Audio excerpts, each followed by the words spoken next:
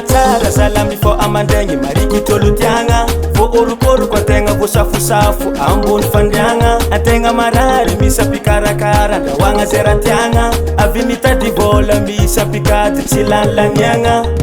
tsara manambady manambady manambady manambady tsara misy vady misy vady misy vady misy vady tsara manambady manambady manambady manambady tsara misy vady misy vady misy vady misy vady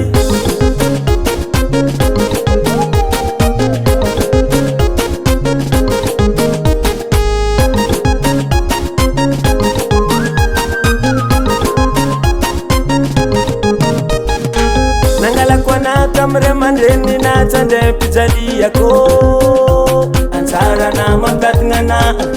matuana na nyeki ek fitavunga voci parentere lova minaza vadi kwe inana na azuko amyakwa na ratadafina nana na azuko amyakwa na railena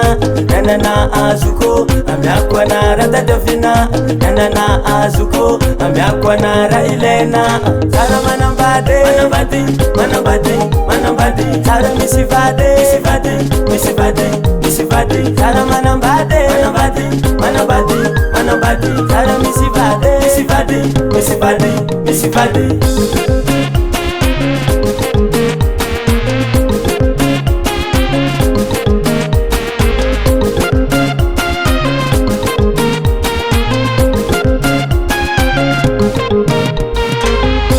Kimbo anganar kwa tika tovlai va izo Oma eza mtangareki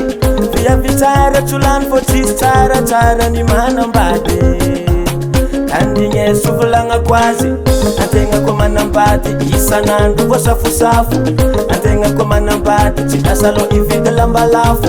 Atenga kwa manambade Bisa pangana kwa matiti Atenga kwa manambade Vola jabi vo titi titi Tara manambade Manambade Manambade Manambade Tara misivade Misivade Misivade Misivade Tara manambade Manambade Manambade Manambade Tara misivade Misivade Misivade Misivade